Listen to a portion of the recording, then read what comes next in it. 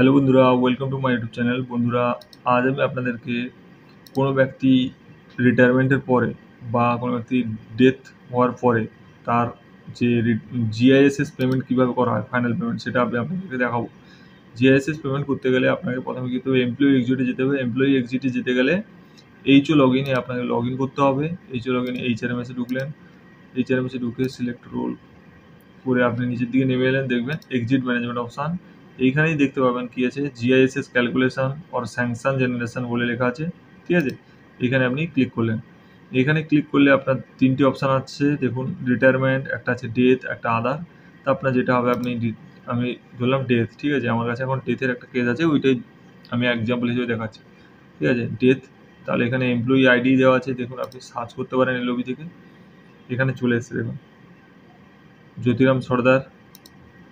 তারপর সেগুলো এসছে, একটা সিলেক্ট করলেন, সার্চ করুন। সার্চ করলে ওনার যত ডিটেলস আছে সব ওনাকে এখানে শো করাবে। ঠিক আছে, শো করালে আপনি নিচের দিকে দেখতে পাচ্ছেন এই কোন স্কিমে উনি ছিল। ঠিক আছে, যদি 1983 কিছুদিন ছিল, তারপর 1987 স্কিমে এসছে, সেটা হলে এটা চুজ করতে হবে। যদি শুধু 1987 হয় তাহলে শুধু 1987 এটাই চুজ করতে হবে। যদি 1983 জন্য শুধু হয় তাহলে এটা চুজ করতে হবে। আমি 1987 স্কিমে উনি ছিল, তো ওনারটা আমি দিলাম।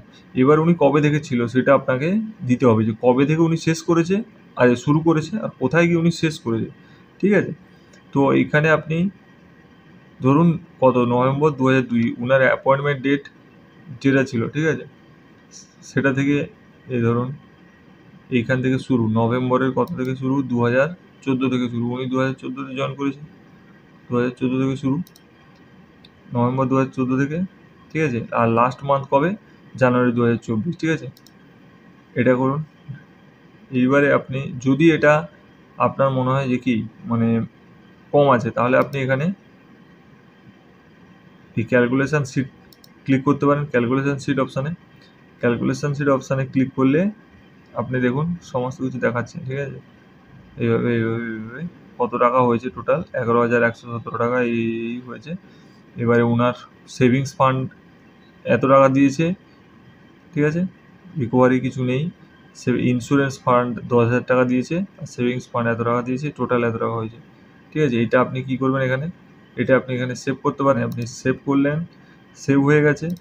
এইবার এটাকে আপনাকে কি করতে হবে, এটাকে আপনাকে ডিডিওকে দিয়ে বা নিজেও করতে পারেন আপনি, এটা অ্যাপ্রুভ। ঠিক আছে, অ্যাপ্রুভ করার পরে আপনার স্যাংশন জেনারেশন হবে। স্যাংশন জেনারেশন হয়ে গেলে আবার সেম পদ্ধতিতে আপনাকে কি করতে হবে, ই বিলিং অপশানে, মানে ডিডিও লগ ইনে গিয়ে ই বিলিং অপশানে আপনাকে স্যাংশন ইনবক্স যেখানে আছে সেখান থেকে ওটাকে স্যাংশন ইনবক্সে গিয়ে লগ আউট করে দিয়ে, ঠিক আছে, ডিডিও লগ ইনে গিয়ে আপনি স্যাংশন ইনবক্স যে অপশানটা আছে ডিডিও লগ ইনে, সেইখান থেকে আপনি এই স্যাংশন ইনবক্সে এবারে জিআইএসএস হয় কিসে, জিআইএসএস হয় টিআর 60 অপশানে। ঠিক আছে, টিআর 60-তে গিয়ে আপনি GISS savings scheme, GISS savings fund এইসব আছে। ঠিক আছে, এটা ক্লিক করতে পারবেন, যেটা হবে সেটা চুজ করবেন। চুজ করে এখানে সার্চ করলে ওনার নাম চলে আসবে। ওনার নাম চলে এলে এখানে সিলেক্ট করে বিল করতে পারবেন। ঠিক আছে।